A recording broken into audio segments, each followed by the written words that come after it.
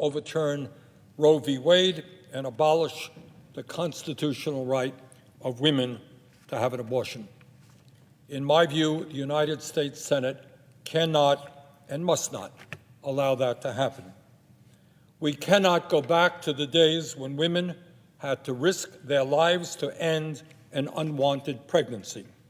We cannot go back to the days of back alley abortions. We cannot go back to the days of forcing a woman to carry a pregnancy or go through a childbirth that could cause her illness or death. That we cannot go back to. In America today, it is estimated that 1 out of every 4 women will choose to have an abortion by the time they turn 45. In 2019, over 625,000 women in America chose to have an abortion. While no one can say with any degree of certainty how many deaths there will be if abortion is made illegal and women are forced to carry unsafe pregnancies to term, there is no doubt that over a period of time, many thousands of American women will die. Now, I get very tired of hearing the hypocrisy from the extreme right wing who say, to quote, "Get the government off our backs." How often have we heard that? Get the government off our backs. We want small government. Well, I say to those right-wingers, if you want to get the government off of the backs of the American people, then understand that it is women who control their own bodies, not politicians. During the COVID crisis, how many times have we heard on this floor throughout this country the extreme right wing say, the government must not force us to wear a mask? How dare the government do that? Government must not force us to have a vaccine. We have the right to do what we want with our bodies. Well, hypocritically, these very same right-wing politicians who worry so much about their masks and vaccines, they now want the federal government, the state government, and their own local governments to mandate what women cannot and can do with their bodies. How hypocritical can you be? The decision about an abortion must be a decision for the woman and her doctor to make, not the government. And that is why I rise this evening in strong support of the Women's Health Protection Act. This legislation would make Roe v. Wade the law of the land. This legislation would begin to put an end to the relentless assault on the reproductive rights of women that is taking place all across this country. But let me be as clear as I can be, Madam President. It is not good enough to just talk about passing this bill. If there are not 60 votes in the Senate to pass this legislation, and there are not, we must end the filibuster and pass it with 50 votes. You know, I hear a lot of talk from my Democratic colleagues about the need for unity. Well, if there was ever a time for unity, now is that time.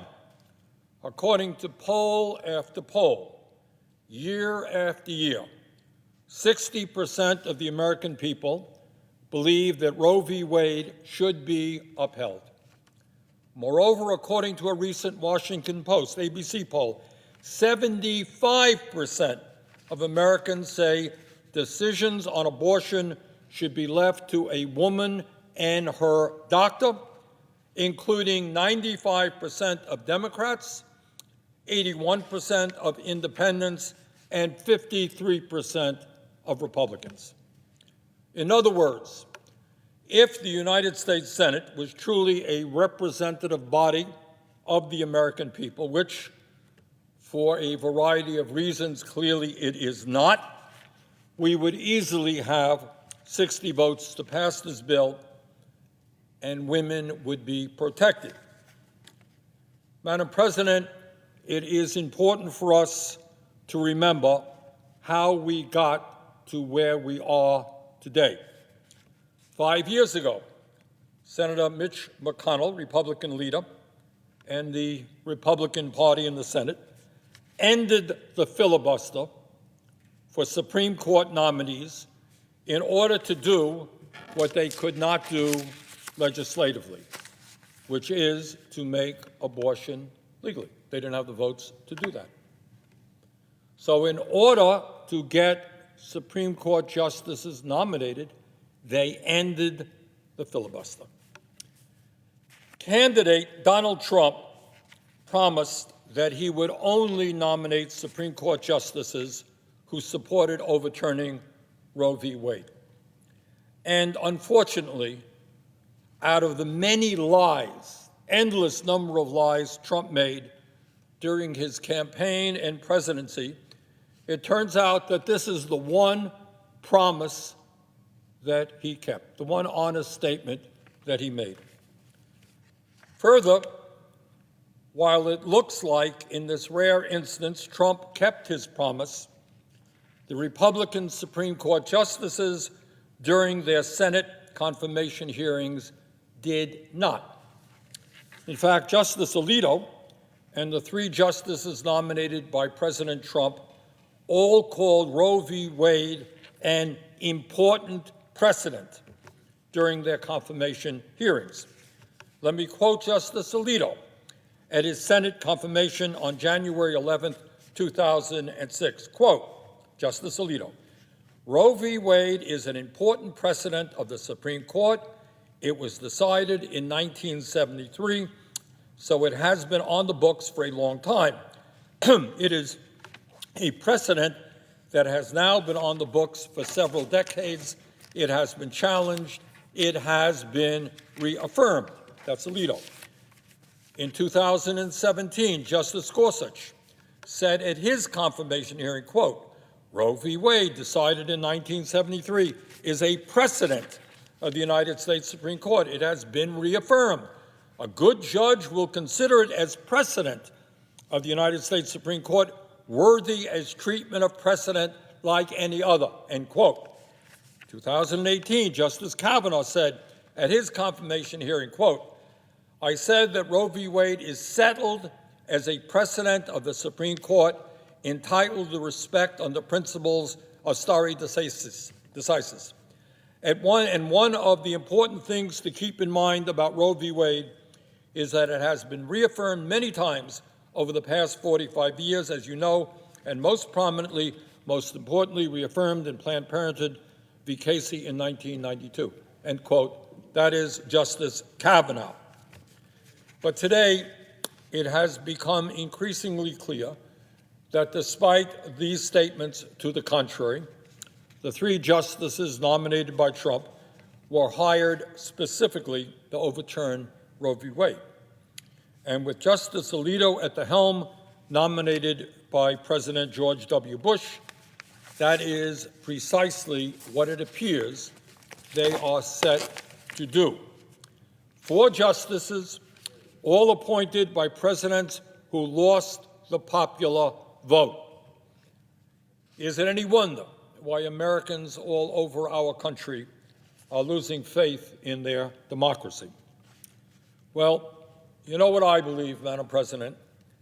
If Republicans can end the filibuster to install right-wing justices nominated by presidents who lost the popular vote in order to overturn Roe v. Wade, Democrats can and must end the filibuster to make abortion legal and safe. Let's be clear. If the Supreme Court strikes down Roe v. Wade, abortion bans will immediately go into effect in 22 states throughout America, with 4 others likely to follow suit. In 10 of these states, it will be illegal to have an abortion, even in cases of rape or incest. For example, in the state of Texas, if Roe v. Wade is struck down, it will be considered a felony for any Texas doctor to perform an abortion for a woman who was raped or impregnated by a family member. Furthermore, that law would actually criminalize abortion, punishing both women and doctors who could face years in prison if they are found guilty. Other states have passed similar type legislation. Mississippi's governor has even refused to rule out the banning of contraception as a next step, the banning of contraception. But, Madam President, let us be clear. The Supreme Court, no matter how it ends up ruling, will not be able to ban abortion. If you are wealthy, and if you have the means to get on an airplane or drive hundreds of miles to a clinic, you will have access to a safe abortion. But if you are poor or a member of the working class, it is likely that you will not. The reality is that overturning Roe v. Wade would be devastating to low-income and working-class women who do not have the means to travel long distances to get an abortion. Madam President, the issue we are discussing tonight is often framed as a woman's issue.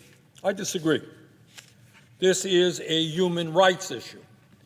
And if there has ever been a time in American history when the men of this country must stand with the women of this country, this is that moment.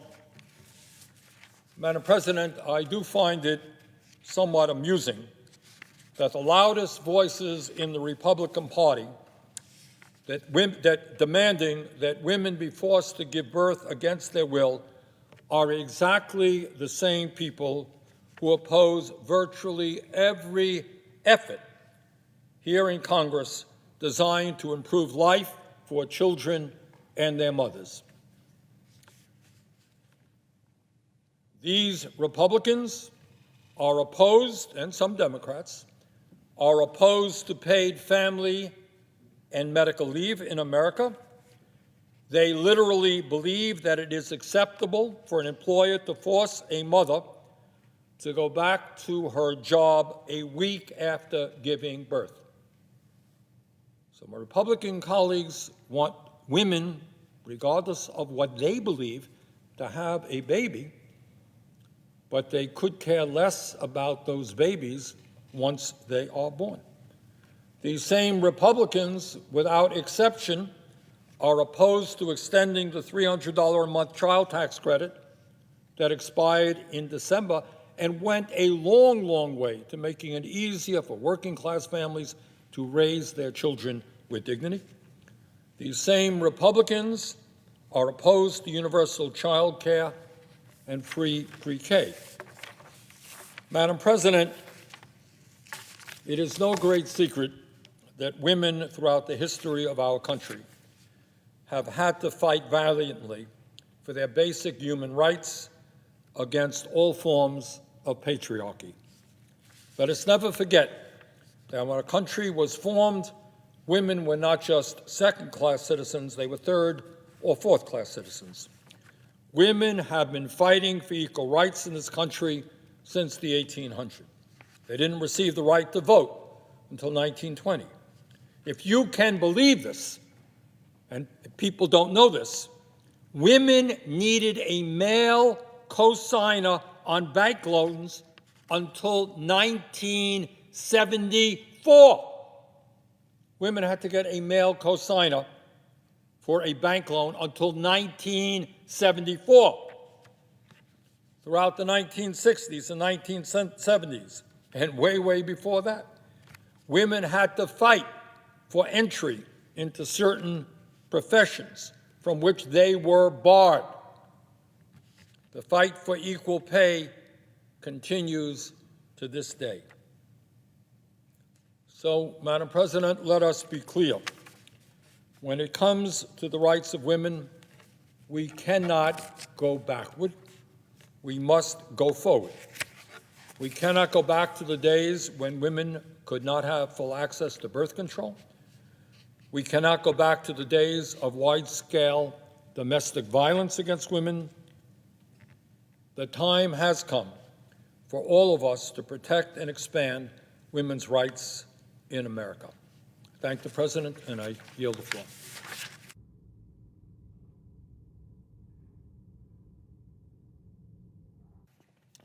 Madam President. The senator from Nevada. Madam President,